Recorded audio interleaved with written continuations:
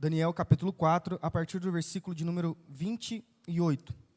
A palavra do nosso Deus diz assim: Todas estas coisas sobrevieram ao rei Nabucodonosor. Ao cabo de 12 meses, passeando sobre o palácio real da cidade de Babilônia, falou o rei e disse: Não é esta a grande Babilônia que eu edifiquei para a casa real, com meu grandioso poder e para a glória da minha majestade? Falava ainda o rei, quando desceu uma voz do céu: A ti se diz, ó rei Nabucodonosor, já passou de ti o reino. Serás expulso de entre os homens, e a tua morada será com os animais do campo. E far-te-ão comer ervas com os bois, e passar-se-ão 7 tempos por cima de ti, até que aprendas que o Altíssimo tem domínio sobre o reino dos homens, e o dá a quem quer. No mesmo instante, se cumpriu a palavra sobre Nabucodonosor, e foi expulso de entre os homens, e passou a comer erva como os bois. O seu corpo foi molhado do orvalho do céu, até que lhe cresceram os cabelos como as penas da águia, e as suas unhas como as das aves. Mas ao fim daqueles dias, eu, Nabucodonosor, levantei os olhos ao céu, tornou-me a vir o entendimento, e eu bendisse o Altíssimo, e louvei e glorifiquei ao que vive para sempre, cujo domínio é sempre eterno, e cujo reino é de geração em geração. Todos os moradores da terra são por ele reputados em nada, e segundo a sua vontade, ele opera com o exército do céu e os moradores da terra. Não há quem lhe possa deter a mão, nem lhe dizer: que fazes? Tão logo me tornou a vir o entendimento. Também para a dignidade do meu reino, tornou-me a vir a minha majestade e o meu resplendor. Buscaram-me os meus conselheiros e os meus grandes. Fui restabelecido no meu reino, e a mim se me ajuntou extraordinária grandeza. Agora, pois, eu, Nabucodonosor, louvo, exalto e glorifico ao Rei do céu, porque todas as suas obras são verdadeiras e os seus caminhos justos, e pode humilhar aos que andam na soberba. Deus, mais uma vez nós te pedimos que fale aos nossos corações. Em nome de Jesus, Pai, que o Teu Espírito Santo ministre nas nossas vidas hoje, para a glória do Senhor, em nome de Jesus. Amém. No dia 7 de setembro de 1822, às margens do rio Ipiranga, Dom Pedro I ergueu a voz e gritou a famosa frase: independência ou morte. Essa é a história que conhecemos do dia em que o nosso país deixava sua dependência da corte portuguesa para tornar-se soberano. Há exatos 202 anos atrás, no Brasil, começávamos a viver o imperialismo, o Brasil Império, e isso durou até 1889, quando enfim foi proclamada a República. Durante os 67 anos de império no Brasil, começamos a viver, durante os 67 anos de império no Brasil, Dom Pedro I e seu filho, Dom Pedro II, foram os imperadores do nosso país. No imperialismo, o imperador tem o objetivo de expansão territorial, econômica e cultural sobre os outros países. O professor de história da UFG, Daniel Neves, diz que Dom Pedro I era extremamente autoritário, e isso causava muitos conflitos. Abre aspas. Seu governo foi marcado por decisões equivocadas, como a Guerra da Cisplatina. Essa guerra destruiu a nossa economia. E também por rebeliões que demonstravam a fraqueza do governo no comando do Brasil. Pressionado por diversos grupos insatisfeitos, Dom Pedro I renunciou ao trono em 1831, em favor do seu filho. O rei Nabucodonosor, que segundo o historiador Samuel Schultz, assumiu o trono da Grande Babilônia também no dia 7 de setembro de 605 a.C., também deu um brado de independência, mas uma independência diferente. Não era independência da corte portuguesa ou de outra nação qualquer, mas independência da corte celestial, independência do Rei dos Reis, do Senhor dos Senhores. O rei da Babilônia, com toda a sua pompa e autoritarismo, estava vibrando, glorificando seus próprios feitos. E isso fazia com que ele acreditasse que ele poderia ser autossuficiente. Do alto do seu palácio, ele contemplava a beleza dos jardins suspensos, construídos por ele para agradar a sua rainha. Realmente, era uma obra de arte esses jardins. Foram considerados uma das 7 maravilhas do mundo pelos gregos. Mas Nabucodonosor, obstinado, ingrato e indolente, se orgulhava dos seus feitos. Ele não precisava de Deus. Ele era suficiente. Essa independência é extremamente perigosa e nos leva diretamente para o abismo, para as trevas, para a morte. No texto que lemos, podemos perceber que essa independência de Deus foi justamente o que levou Nabucodonosor ao mais profundo abismo. Independência de Deus é morte certa. E é morte, por exemplo, da adoração. Dos versículos 28 ao 30, nós percebemos que o rei Nabucodonosor estava glorioso com as suas conquistas. Nabucodonosor já tinha vivenciado experiências suficientes para que ele reconhecesse e adorasse ao único e verdadeiro Deus. Como o pastor Durval leu aqui na liturgia, no primeiro capítulo de Daniel, o rei percebeu a diferença de Daniel e os seus 3 amigos, que não se contaminaram com a comida oferecida pelos reis. Aqueles jovens, então, ficaram mais saudáveis do que todos os outros. O rei viu isso. O rei viu isso. No segundo capítulo, podemos perceber que Nabucodonosor soube que o Deus de Daniel era o verdadeiro Deus, pois Daniel revelou o sonho do rei. Quando Nabucodonosor ouviu o relato de Daniel, ele disse: certamente o vosso Deus é o Deus dos deuses e o Senhor dos reis. Por fim, no capítulo 3, que lemos, no terceiro capítulo, temos a tão conhecida história dos amigos de Daniel que são lançados na fornalha de fogo ardente, por não adorarem justamente a estátua de ouro do próprio rei. O rei, vendo os jovens vivos dentro da fornalha, depois que retira eles dali, como nós lemos também, exclama o seguinte: bendito seja o Deus de Sadraque, Mesaque e Abednego, que enviou o seu anjo e livrou os seus servos que confiaram nele. Depois de tantas experiências que o rei viu e ouviu da boca do profeta Daniel, viu através da vida dos amigos de Daniel, nós poderíamos pensar o seguinte, que agora sim, o rei iria adorar verdadeiramente e exclusivamente ao Deus de Daniel. Mas infelizmente não foi isso que aconteceu, e no capítulo 4 nós temos o relato de mais um sonho que o rei tem, e mais uma vez Deus chama a atenção do rei através do seu profeta Daniel. Deus alerta o rei exigindo dele arrependimento, senão ele seria punido com a loucura. Deus deu um prazo de 12 meses para ele arrepender-se.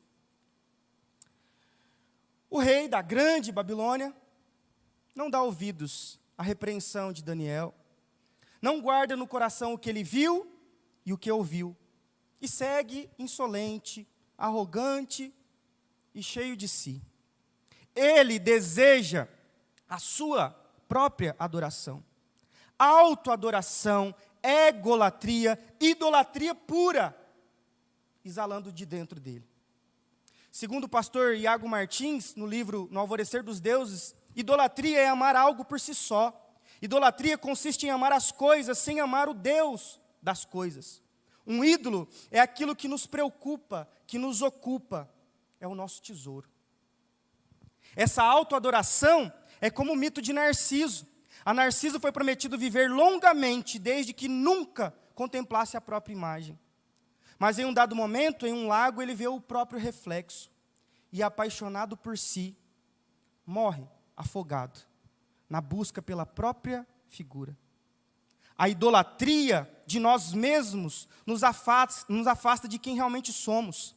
Na busca por nos transformarmos em deuses, afogamo-nos nas águas do pecado. O homem se perde em si. Deixamos de adorar o Criador para adorar a criatura. A verdadeira adoração, que deveria ser exclusiva ao nosso único Deus, morre, porque passamos a adorar a nós mesmos, ao outro, a coisas. Quantas e quantas vezes nós, eu e você, também, vimos e ouvimos Deus falando com a gente. Mas continuamos seguindo o nosso coração. Continuamos não dando ouvidos à repreensão de Deus. Quantas e quantas vezes nós, cheios de vontades e prazeres, seguimos a carne, nos tornamos hedonistas, narcisistas, temos um surto de ateísmo e acreditamos que Deus não existe naquele momento quando estamos pecando. Ele não está vendo, Ele não vai saber de nada. Nos enchemos de nós mesmos, buscamos glória, queremos destaque, queremos adoração, e sabe o que é pior? Não aceitamos nada menos do que o centro. No trono do nosso coração, nós somos imperadores e imperatrizes, nós somos reis e rainhas de nós mesmos. A nossa independência da parte de Deus, não buscarmos Deus e queremos agir da nossa forma, mata a verdadeira adoração. A independência de Deus nos leva a crer que não precisamos da igreja, não precisamos de arrependimento, não precisamos de confissão, não precisamos de irmãos ao nosso lado. Nós somos bons demais para nos rebaixarmos, para confessar os nossos pecados. Inflados por nós mesmos, somos arrastados pelo vento do ego para o precipício da arrogância. Nabucodonosor glorificava suas construções, os seus tesouros e o seu poder. A adoração ao verdadeiro Deus morre. Mas imediatamente, nos versículos 31 a 33, quando o rei ainda falava, ele foi expulso do seu próprio reino, como Deus tinha advertido ele. Diante de toda aquela independência que ele queria ter, ele recebe o que ele merece. A razão morre. A lógica morre. O soberano monarca da grandiosa Babilônia foi conduzido à loucura. Agindo como um animal, ele foi viver no campo. Antes, na mesa do rei, eram finas iguarias. Agora o orgulho dele levou ele a comer capim. Toda pompa e glória foram esmagadas. O trono estava vazio agora, e o majestoso rei estava impotente, irracional e irreconhecível. Sabe por quê? Porque nós perdemos tudo o que somos no altar da idolatria. A grande verdade é que quando buscamos nossa independência, quando nos distanciamos do Rei dos Reis, nos tornamos loucos, agimos como animais irracionais, agimos como cães raivosos, espumando a boca, destilando raiva, ódio, vingança, socos e até cadeiradas às vezes. Como animais desesperados, saímos à torta e à direita buscando prazer, satisfação a qualquer custo. E quando encontramos, limpamos a boca, voltamos para casa como se nada tivesse acontecido. Ou pior ainda, segundo o profeta Isaías, quando nos rebelamos e queremos seguir a nossa vida do nosso jeito, nos tornamos pior do que os animais. Assim diz o Senhor, os filhos que criei e dos quais cuidei se rebelaram contra mim. Até mesmo o boi conhece o seu dono e o jumento reconhece o cuidado do seu Senhor. Mas Israel não conhece seu Senhor. O meu povo não reconhece o meu cuidado por ele. Ah, como é pecadora esta nação, sobrecarregada pelo peso da culpa. São um povo perverso, filhos corruptos que rejeitam o Senhor, desprezaram o Santo de Israel e deram as costas para ele. Normalizamos o pecado, normalizamos o distanciamento social de Deus, vivemos uma vida espiritual com máscaras e não temos coragem sequer de olhar nos olhos do Senhor. Abrimos a nossa agenda, uma exceção na nossa agenda, para termos misericórdia de Deus e deixamos Ele participar da nossa vida 1 hora na semana. Ficamos com dozinha dele e encaixamos Ele na nossa agenda. A oração, que por si só já é uma batalha espiritual, agora passa longe, porque quando nós oramos o seguinte: seja feita a minha vontade. Muitos trocam de religião para poder pecar em paz, porque no fim das contas, a verdadeira religião era o pecado. E Deus? O que Deus acha disso tudo? Deus se opõe a soberbos e orgulhosos, como diz Tiago 4,6. Deus fica irado com toda essa perversão e impiedade. Nos tornamos indesculpáveis diante de Deus, pois começamos a adorar a criatura ao invés do Criador. Acreditamos que somos sábios, mas na verdade nos tornamos loucos. E aqui estou me apropriando das palavras do apóstolo Paulo em Romanos capítulo 1, que ele diz o seguinte: uma vez que consideramos que conhecer a Deus era algo inútil, o próprio Deus nos entregou a um inútil modo de pensar, deixando que fizéssemos coisas que jamais deveriam ser feitas. A nossa vida se encheu de toda espécie de perversidade, pecado, ganância, ódio, inveja, homicídio, discórdia, engano, malícia, fofoca. Espalhamos calúnias, odiamos a Deus, somos insolentes, orgulhosos e arrogantes. Inventamos novas maneiras de pecar e desobedecemos aos nossos pais. Não temos entendimento, quebramos as promessas, não mostramos afeição nem misericórdia. E sabemos que, de acordo com a justiça de Deus, quem pratica essas coisas merece morrer. Nós sabemos disso.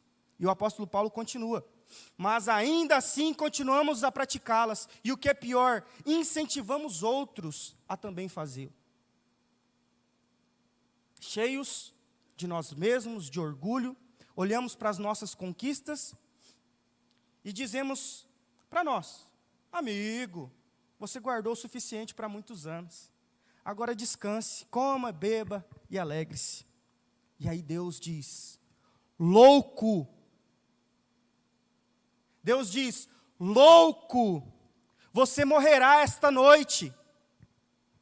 A independência de Deus mata a nossa razão. O problema do homem sem Deus é certamente espiritual, mas o seu raciocínio também é afetado pela sua espiritualidade. A idolatria é um processo emburrecedor, enlouquecedor. A razão morre quando estamos longe de Deus.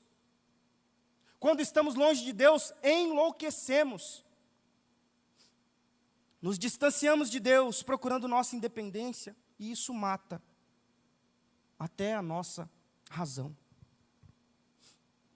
E seria desesperador para Nabucodonosor e para nós também, se não tivéssemos os versos de 34 a 37. Porque depois de 7 anos, e alguns estudiosos vão dizer que esses 7 períodos eram 7 anos, o rei retoma o juízo e parece ter aprendido que o Altíssimo é quem manda nos reinos da terra. O rei da Babilônia não precisava ter passado por tudo aquilo se verdadeiramente ele tivesse, desde o primeiro momento, reconhecido a autoridade, poder e grandeza do nosso Deus. Meu irmão e minha irmã, glória a Deus que insistiu em corrigir aquele homem.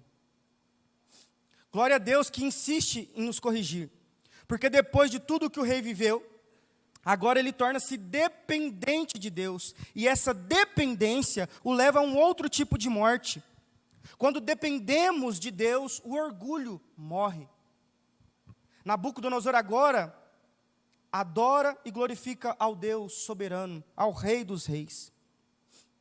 Quantas vezes o Senhor precisa nos corrigir? Quantas e quantas vezes o Senhor precisa nos quebrar, nos esmagar, para engolirmos o nosso orgulho, a nossa soberba e a nossa arrogância? Quantas vezes nós precisamos reconhecer que nada somos e o quanto dependemos dEle? Glória a Deus que nos corrige, que nos humilha e que nos diminui. Sem esse agir de Deus, continuaríamos a seguir a nossa loucura. Glória a Deus que nos corrige, porque como o autor aos Hebreus vai dizer no capítulo 12, acaso vocês se esqueceram das palavras de ânimo que Deus lhes dirigiu como filhos dele? Ele disse: meu filho, não despreze a disciplina do Senhor, não desanime quando Ele o corrigir, pois o Senhor disciplina quem Ele ama e castiga todo aquele que o aceita, que Ele aceita como filho. Enquanto suportam essa disciplina de Deus, lembrem-se de que Ele os trata como filhos. Quem já ouviu falar de um filho que nunca foi disciplinado pelo pai? Se Deus não os disciplina como faz com todos os seus filhos, significa que vocês não são filhos de verdade. Ele nos corrige e coloca humildade no nosso coração. É verdade que Deus resiste ao soberbo, mas Ele concede graça aos humildes. E Ele é quem implanta a humildade no nosso coração. Para nós concluirmos, a verdade é que, enquanto lutamos para sermos independentes de Deus, sempre caminharemos para o túmulo. A adoração morre e a razão morre. Mas quando nos tornamos dependentes de Deus, conseguimos fazer o ofício fúnebre do nosso orgulho, da nossa vaidade. Só quando nos entregamos à total dependência do Altíssimo, podemos deixar o nosso orgulho de lado. Irmãos, no próximo domingo, nós vamos ter a oportunidade de exercer a nossa democracia. Nós vamos às urnas, vamos eleger os governantes do nosso município. Daqui 2 anos, se Deus permitir, vamos votar para os governantes da nossa nação. Mas independentemente de quem ganhar, nós precisamos crer e descansar e confiar que somos dependentes do Altíssimo, do governante supremo, não dependemos de homens. A despeito do que acontecer com as cadeiras legislativas, executivas e judiciárias do nosso país, nós temos um governante verdadeiramente justo, que nos guarda, temos um rei santo que não falha, temos um justo juiz, temos alguém em quem dependermos sem medo. Não podemos depender e esperar que criaturas sejam nossos deuses. Não podemos entregar nossa adoração ou racionalidade para seres humanos, pecadores e falhos. E talvez o primeiro passo que nós devemos fazer é agir como Dom Pedro I, renunciar. Dom Pedro I, com todo o seu orgulho e a sua soberania, precisou renunciar ao trono e entregar para o seu filho Dom Pedro II. Apesar de ter tido um reino melhor do que o do seu pai, ainda assim Dom Pedro II foi um monarca que não conseguiu resolver os problemas do nosso país e nem os seus próprios. Nós precisamos renunciar. E precisamos que um filho assuma o trono do nosso coração.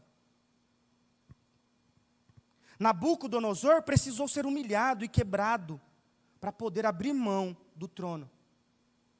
Mas ainda assim, ele também não é o suficiente para nos ensinar sobre renúncia. Desde o jardim do Éden, tentamos nos manter no poder. Não queremos renunciar. Adão e Eva, eles já tinham um tipo elevado de assemelhação divina. Eles foram criados à imagem e semelhança de Deus. Eles foram dotados de governo e domínio sobre toda a criação. Mas eles não estavam satisfeitos, eles queriam o trono, queriam o altar, a glória. O principal problema do homem sem Deus não é que ele crê em outras coisas, mas que ele adora outras coisas. Não é que ele tenha uma opinião diferente, mas sim um Deus diferente. Não é que ele não tenha religião, mas sim uma devoção por si. Por isso, o problema central está no coração. E somente Cristo pode acessar os nossos corações. Para que possamos depender totalmente do soberano Senhor, do Rei dos Reis, precisamos renunciar ao trono. Precisamos deixar que o Filho de Deus assuma o governo das nossas vidas. Para que isso seja possível, temos que renunciar orgulho, mágoa, poder, razão. Precisamos aprender a levar desaforo para casa e deixar que Deus resolva. Precisamos renunciar à vingança, à raiva, ódio e deixar com Deus. Precisamos entregar mágoas, tristezas, depressão, ansiedade aos pés do Senhor. Precisamos aprender a abrir mão do poder que nós achamos que temos. E tudo começa com arrependimento, com confissão, com renúncia. Mas aí, eu pergunto e respondo. Como que nós podemos aprender a renunciar, então? Com quem nós podemos aprender a renunciar? E tem alguém que nos mostra o que é verdadeira renúncia, e não é Dom Pedro I, não é Nabucodonosor, não é Luiz Inácio, não é Jair Messias, não é Alexandre de Moraes, não é Rodrigo Pacheco, não é Ed Thomas, é um nome que é sobre todo nome. É um Senhor que é sobre todos os homens dessa terra. É Jesus Cristo. Sabe por quê? O Rei do Universo, Ele desceu. Ele se fez homem. Ele se fez servo e sofreu. Ele criou o universo. Ele não precisava vir aqui. E Ele desceu, se humilhou. Ele virou um bebezinho frágil, que precisava dos cuidados da sua mãe, do seu pai. Ele ficou indefeso. Ele deixou a glória celestial e toda a grandeza do seu alto e sublime trono, sabe para quê? Para se deitar numa manjedoura, para trazer salvação. Ele renunciou aos reinos deste mundo oferecidos por Satanás. Ele renunciou ao pão oferecido pelo diabo. Ele se curvou, abaixou e lavou os pés dos discípulos. Ele não veio com um carrão chique, nem com cavalos grandiosos, mas ele montado num jumentinho. Entrou em Jerusalém. E quando ele foi acusado, sem ter cometido nenhum crime, ele ficou em silêncio, calado. Renunciou até a sua própria justificação. Ele foi chicoteado, ridicularizado, sem ter cometido um único pecado. E aí, ele foi até o lugar lá da caveira, e ao meio-dia daquela sexta-feira, a terra inteira ficou em trevas.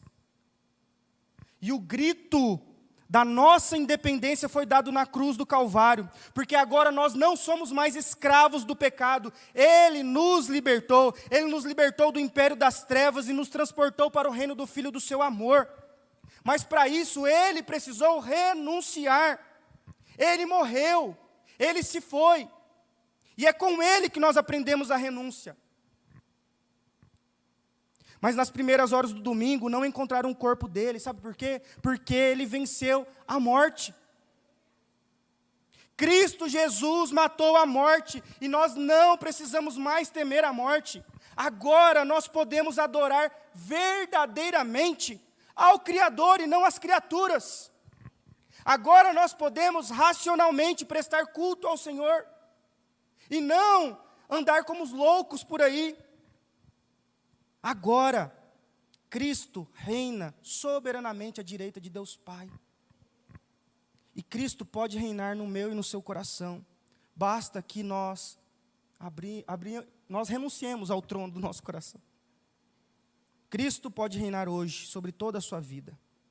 Clame por dependência. C.S. Lewis, no livro Cristianismo Puro e Simples, diz o seguinte: quanto mais abrimos mão de nós mesmos e deixamos Cristo assumir o controle, mais verdadeiramente nos tornamos nós mesmos. O nosso eu verdadeiro está esperando completamente nele.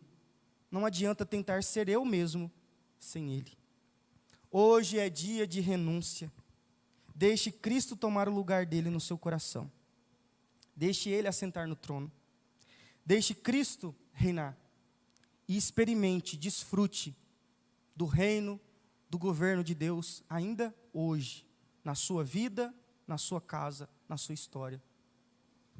Deus Pai Todo-Poderoso, Rei dos Reis, Senhor dos Senhores. Somos pecadores. Somos seres humanos, ó Deus, frágeis, pequenos, insignificantes, perto da grandeza e do poder do Senhor, Pai. Por isso, nós clamamos, ó Deus, por dependência. Queremos depender do Senhor. Toma o lugar do Senhor nos nossos corações, Pai. Queremos abrir mão de todo poder, de toda arrogância, de toda soberba, Deus. Pai amado, não permita que a gente saia daqui do mesmo jeito. Deus, molda, transforma, governe o nosso coração. Governe cada área, Deus, da nossa vida, em nome de Jesus. A nossa mente, os nossos ouvidos, os nossos olhos, a nossa boca, o nosso andar, o nosso deitar, ó Deus, até os nossos sonhos. Deus amado, entregamos ao Senhor. Não queremos ter independência, mas ser dependentes do Senhor, Pai. Deus, queremos matar o orgulho. E para isso, ó Deus, nós pedimos que o Senhor derrame Teu Espírito sobre nós, sobre a nossa igreja, sobre a nossa casa. Não queremos os tesouros desse mundo, Pai. Isso é insignificante perto da grandeza e do privilégio, ó Deus, que nós temos de poder Te servir e Te adorar. Por isso, Pai, em nome de Jesus, muda a nossa história, muda a nossa mente. E que independente do que acontecer, ó Deus, com a política do nosso país, com a política do mundo, com os governantes deste mundo, ó Deus, o nosso coração possa estar descansado em Ti. Deus, derrame sobre esta igreja o poder do Senhor, Deus, para conseguirmos renunciar, para conseguirmos abrir mão, ó Deus, das nossas vaidades e viver de acordo com a vontade do Senhor, em nome de Jesus. Amém, Deus.